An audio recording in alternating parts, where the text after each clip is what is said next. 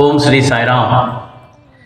Pranams at the divine lotus feet of our most beloved Bhagawan, Sri Sathya Sai Baba. Dear brothers and sisters, welcome you to another session on this series, Golden Path to Sai.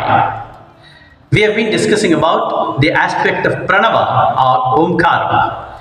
And last week we saw and discussed about certain fundamental aspects of Aumkaram. Now today we will go a bit deeper and try to understand what Swami has been conveying to us on the important aspects which we have to consider while chanting Aumkaram as a sadhana in the aspect of Pranavopasana, which we discussed last week. Now Swami says Aumkaram is not a syllable, it is a word. And he asks, if it is a word, what is the spelling? The spelling, he says, is A-U-Ma. That is Akara, Ukara and Makara. In English, in colloquial language, if you have to say that, it is A-U-N-M. But here, while chanting this Aumkaram, Pranava, we need to integrate Akara, Ukara and Makara seamlessly and not pronounce it separately. So Swami himself has demonstrated this as to how we need to chant. So let us chant together thrice.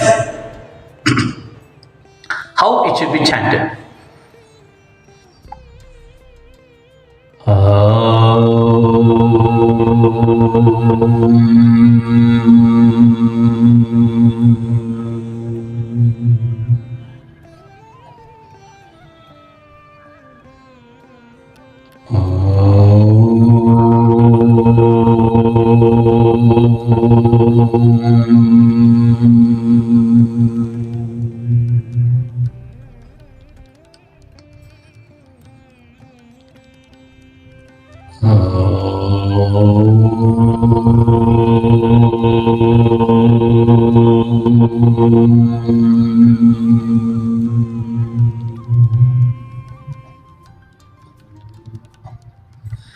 This is just an example how we should chant Aumkaram early in the morning when we take up this sadhana of Pranavopasana.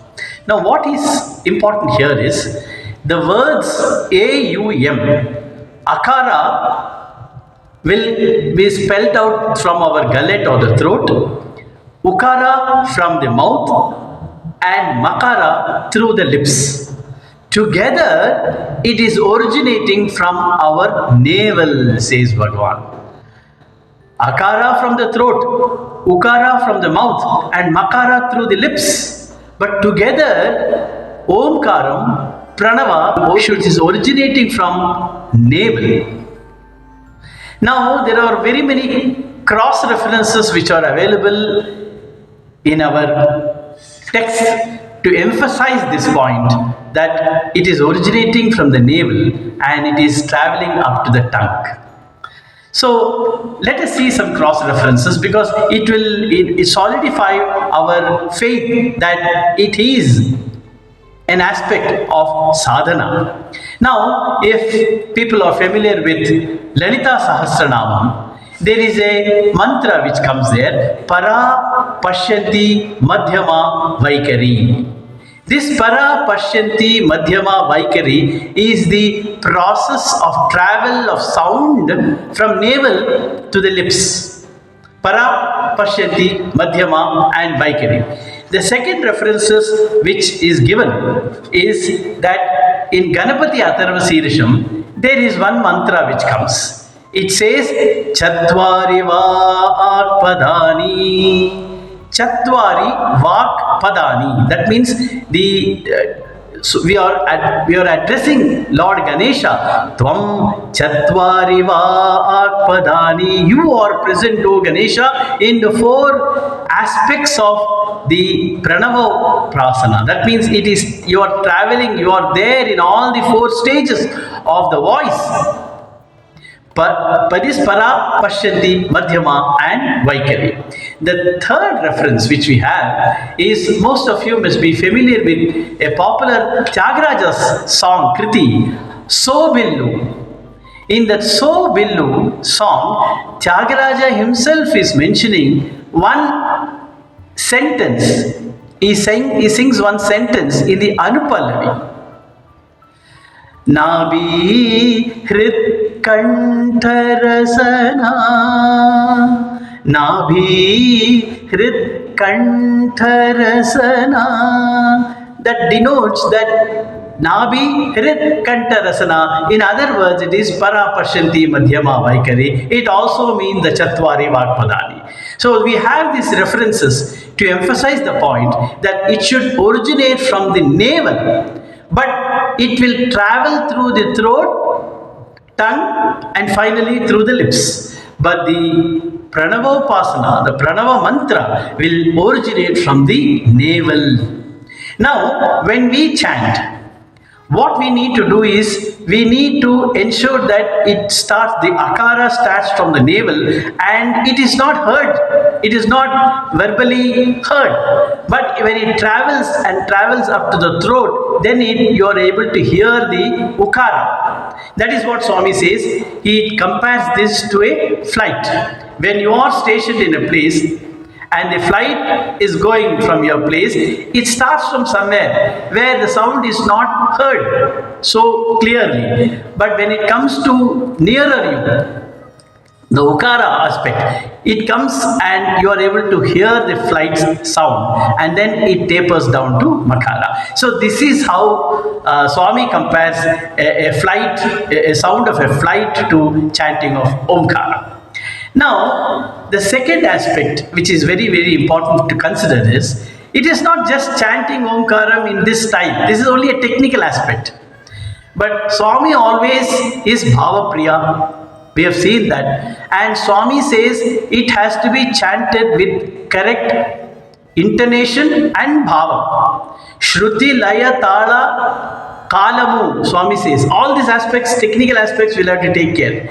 And we also have to chant that way we have seen now.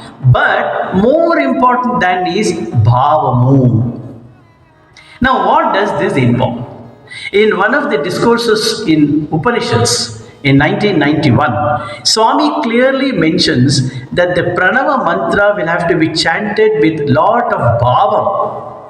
And in fact, he says there are three aspects to chanting of Pranava mantra. What are they? They are Prarthana, Bhavamu and Sadhana. Prarthana, Bhavamu and Sadhana. In fact, we have discussed this a few weeks back when we were discussing about the subject of sadhana.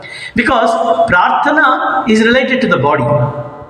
Bhavamu is the feeling which is connected to the mind, and sadhana is from the heart. So it is the integration of body, mind and self. Body, mind and heart. Prarthana, Bhavamu and sadhana. Now, there is a specific instance in Prashnopanishad. Swami quotes that a student by name Satyakama asks sage Piplada that if a person chants Pranava in his last breath, does he attain Akshara Prapti? This was the question posed by the student, for which sage Piplada answered, it is not that anyone who chants Omkaram just like that will attain Akshara Prapti. It's not that. He says it has to be taken as a sadhana throughout his life. And how it has to be chanted is, you have to integrate prarthana, bhavamu and sadhana. Prarthana is a prayer, which you also do during chanting Gayatri Mantra. It's a prayer. Now, whom are you praying? We are praying the pranava only. The second aspect is the feeling. What is the feeling we should have is that I am chanting the primordial sound of God. I am chanting the primordial sound of the universe. That is the bhavam or the feeling with which we have to chant this pranava mantra. And then we have to take it as a sadhana, in which we have to chant in the procedure in which Bhagawan is instructing us to chant. That is, it has to start from the navel and slowly it will travel through the heart, the throat, through the tongue and the mouth. Now, we also have discussed one more aspect which I would like to share, remind all of us once again, is that during singing bhajans, Swami compared our navel to Mathura, and the sound waves which travel, the name of the Krishna, should travel up to the tongue, and mouth he compared with Gokulam, and tongue to Yashoda. So similarly, Swami is talking about chanting pranava also. So this pranava has got lot of powers in it.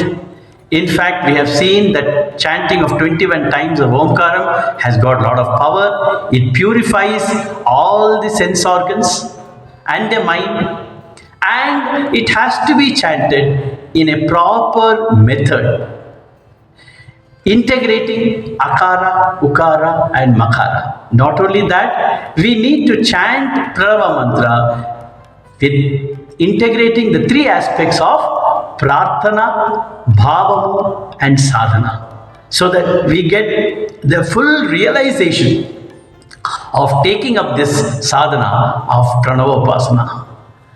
Let's all integrate and chant this pranavopasana daily as a sadhana and fulfill our lives. Thank you. Jai Sai Ram.